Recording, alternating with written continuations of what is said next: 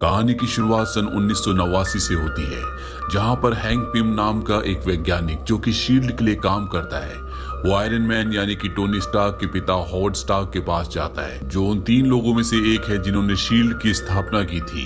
Hang कहता है कि तुम मेरे फॉर्मूले की नकल नहीं बना सकते, ये दुनिया के लिए बहुत खतरनाक है। दरअसल आज से 25 साल पहले हैंक ने एक ऐसा फॉर्मूला बनाया था जिससे इंसान चींटी की तरह छोटा हो सकता है, और हैंक नहीं चाहता कि उसका ये राज, ये फॉर्मूला दुनिया के पास जाए, क्योंकि लोग इसका गलत इस्तेमाल भी कर सकते हैं। इसीलिए वो शील्ड को छोड़ देता है। कई साल बीत जाते हैं और कहानी अब प्रेजेंट में आती है, जहां में स्कॉट लैंग नाम का एक कैदी दिखाया जाता है जो आज पूरे 3 साल बाद जेल से छूट रहा है। उसका दोस्त लुइस उसे लेने के लिए आता है। वो कहता है कि मेरे पास एक इन्फॉर्मेशन है, मैं चाहता हूँ कि हम मिलकर चोरी करें, पर स्कॉट साफ साफ मना कर देता है। वो कहता है कि मैं पढ़ा लिखा हूँ, अब मैं नौकरी करूंगा, मैं कोई भी ऐसा काम नहीं करना चाहता जिससे मुझे वापस जेल में जाना पड़े, मुझे अपनी बेटी का ध्यान रखना है। दरअसल उसकी एक बेटी भी है, लेकिन अब उसकी पत्नी से उसका डाइवोर्स हो चुका है।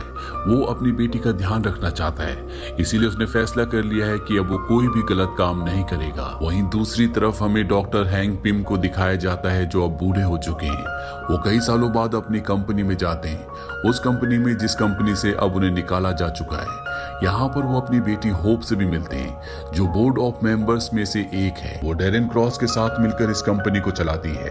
डेरेन क्रॉस कभी डॉक्टर हैंक्स के अंडर काम किया करता था, पर अब वो इस कंपनी का हेड है। वो यहाँ पर सबको बताता है कि डॉक्टर हैंक्स ने एक बहुत बड़ी खोज की थी जिसमें इंसान को चींटी की तरह बनाया जा सकता था, पर इसके बारे में कभी भी दुनिया को नहीं बताया गया। पर अब मैंने वैसा ही एक दूसरा सूट बना लिया है जिसका नाम है येलो जैकेट। इससे पूरी दुनिया की सुरक्षा विभाग प्रणाली पूरी तरह से बदल जाएगी। डॉक्टर हैंक्स डेरेन को समझाने की कोशिश करते हैं कि दुनिया के लिए बहुत खतरनाक हो सकता है, लेकिन डेरेन उनकी कोई बात नहीं सुनता। उसके जाने के बाद डॉक्टर हैंक अपनी बेटी होप से पूछते हैं कि वो किस हद तक कामयाब हो चुका है। होप कहती है कि वो चीजों को छोटा कर सकता है, पर वो जिंदा चीजों को छोटा नहीं कर सकता।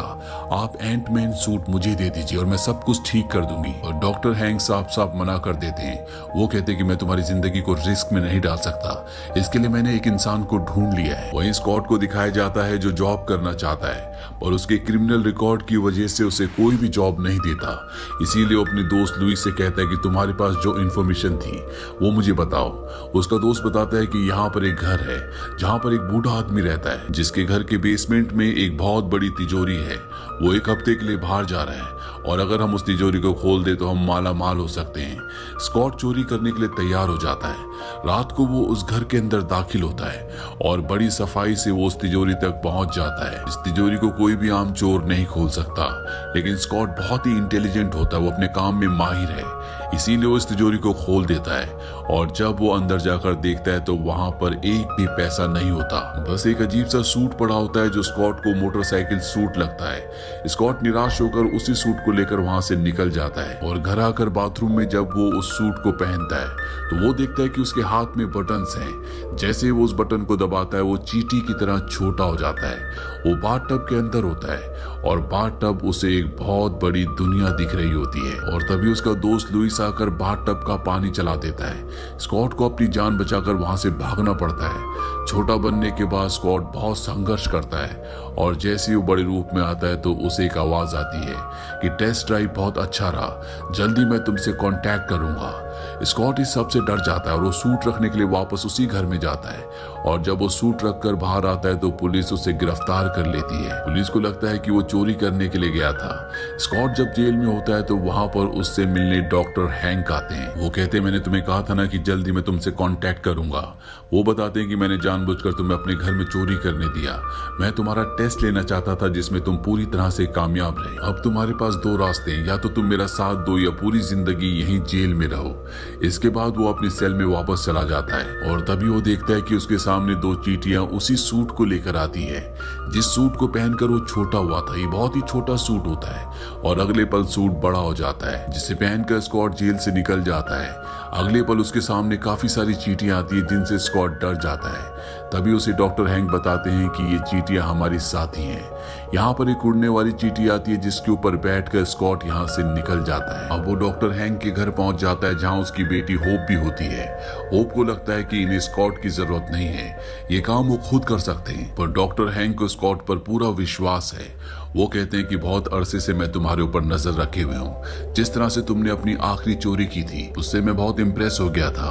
वो एक आधुनिक टेक्नोलॉजी का लॉक था जिसे तुमने बड़ी आसानी से खोल दिया। स्कॉट को कुछ समझ नहीं आता। वो पूछता है कि आखिर यहाँ पर हो क्या रहा है। डॉक्टर उसे बताते हैं कि आज से 40 साल पहले मैंने एक सूट बनाया था जिससे इंसान छोटा हो सकता था, लेकिन मैंने दुनिया से उसे छुपा कर रखा था कि उसका गलत इस्तेमाल ना हो सके। उसी दौर में मेरा एक असिस्टेंट था जिसका नाम डेरिन है। डेरिन को जब मेरे इस काम के बारे में पता चला तो उसे धुन सवार हो गई कि वो मेरे सूट की नकल बना सके, और मैंने उसकी कभी मदद नहीं की और ना ही कभी ये एक्सेप्ट किया कि मेरे पास इस तरह का कोई भी सूट है।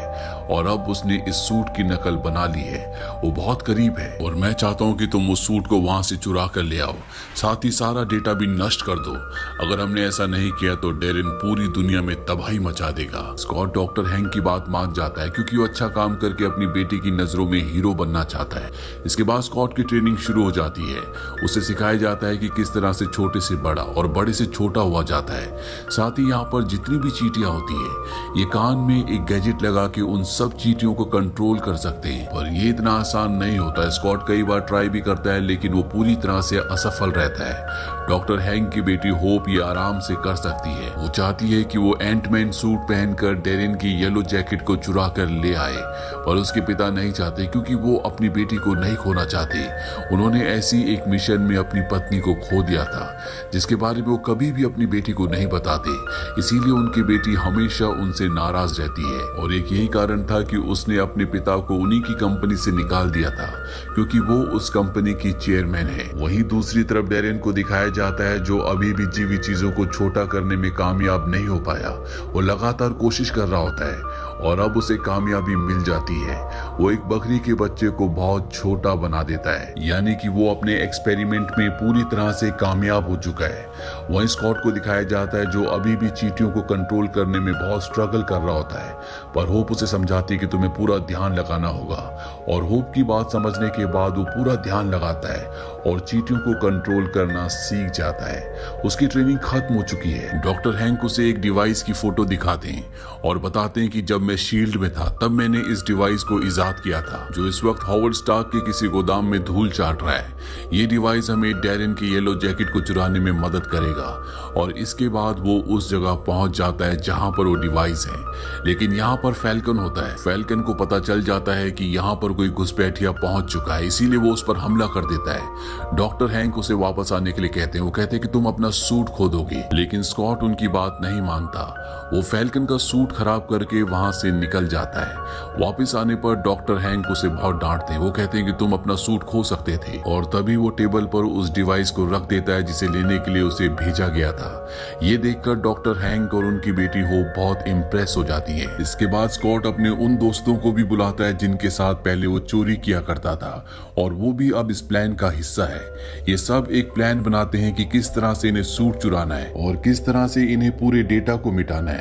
ये काम इतना आसान नहीं होगा क्योंकि वहां पर सिक्योरिटी बहुत टाइट है। स्कॉट वहां पर एंटमैन बन के अपनी एंट फौज के साथ उस बिल्डिंग के अंदर घुस जाता है। वहीं होप को दिखाया जाता है जो उस डिवाइस को जो स्कॉट फैल्कन को चकमा देकर लाया था उसे मेन सर्वर के साथ जोड़ देती है, जिससे अब यहाँ के सिस्टम का कंट्रोल इनके पास भी है।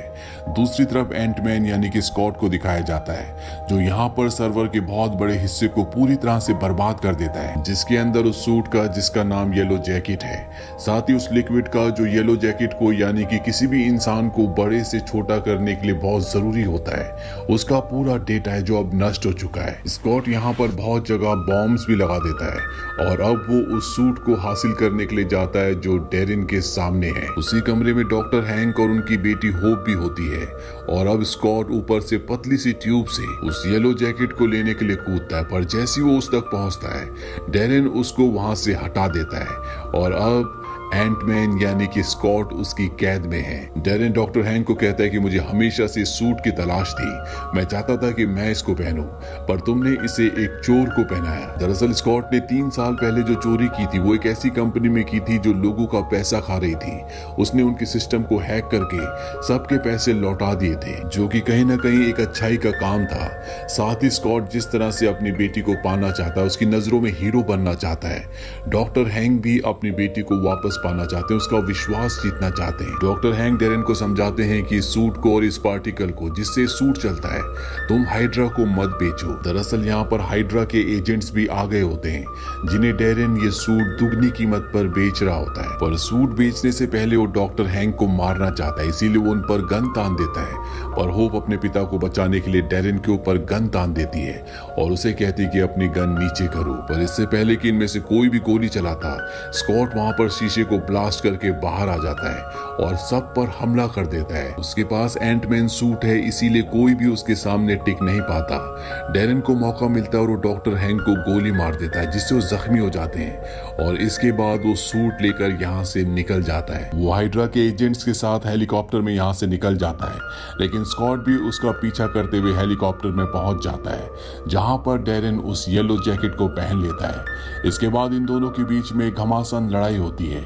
डेरेन के येलो जैकेट में बहुत ही आधुनिक और खतरनाक हथियार होते हैं, जिनसे स्कॉट तो बच जाता है, लेकिन उसके अपने ही आदमी जो कि हाइड्रा की टीम होती है वो सब के सब मर जाते हैं। वहीं बिल्डिंग के अंदर डॉक्टर हैंक और उनकी बेटी फंसी हुई है। उन्हें पता है कि यहाँ पर ब्लास्ट होने वाला है। डॉक्टर हैंक के पास एक की रिंग होती है, जो कि एक टैंक होता है। वो अपनी बेटी को कहते हैं कि ये कोई आम की रिंग नहीं है। और अगले पल उस बिल्डिंग के बाहर एक बहुत बड़ा टैंक निकलता है, जिसके अंदर होप और डॉक्टर हैंक होते हैं। वो तो यहाँ से निकल जाते हैं, लेकिन इसके बाद बिल्डिंग में एक ब्लास्ट होता है और ब्लास्ट होने के बाद पूरी की पूरी बिल्डिंग शून्य में चली जाती है। वहीं डेरेन और स्कॉट को दिखाया जाता है, जो अपना अपना सूट पहनकर एक दूसरे से लड़ रहे हैं। लड़ते लड़ते ये हेलीकॉप्टर से नीचे गिर जाते हैं और एक पूल में गिरते हैं, जहां एक बार फिर से एक दूसरे का सामना करते हैं। और तभी स्कॉट देखता है कि डेरेन उसकी तरफ आ रहा है। वो टेनिस के रैकेट से उसे जोर से मारता है, जिससे वो कीड़े मारने वाली इलेक्ट्रिक मशीन से टकराता है और वहीं पर चिपक जाता है। स्कॉट उसकी तरफ जा ही रहा होता है कि तभी पीछे से पुलिस आ जाती है। इसमें जिम भी होता है, जो उसी की पत्नी से अब शादी करने वाला है और साथ ही वो उसकी बेटी का ध्यान भी रखता है। और इससे पहले कि वो जिम को पूरी सिचुएशन समझाता,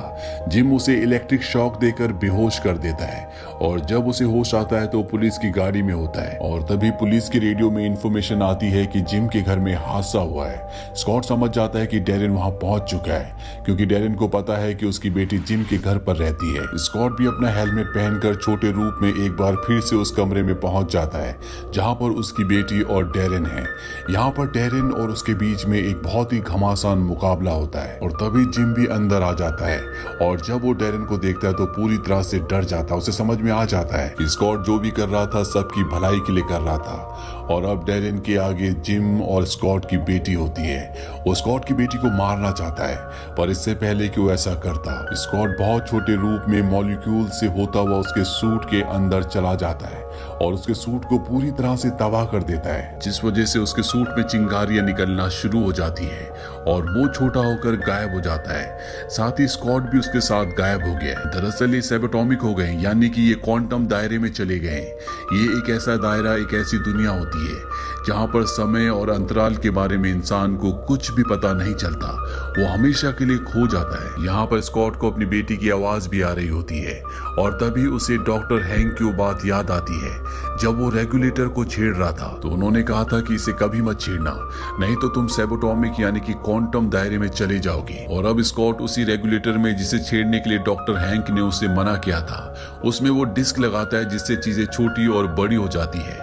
और उसे लगाने के बाद वो अपने हाथ का बटन दबाता है, जिससे चीजें रिवर्स हो जाती है और वो असली दुनिया में आ जाता है और इस तरह से उसकी जान बच जाती है। और स्कॉट जो हमेशा से अपनी बेटी की नजरों में एक हीरो बनना चाहता था, अब वो अपनी बेटी के लिए एक हीरो है।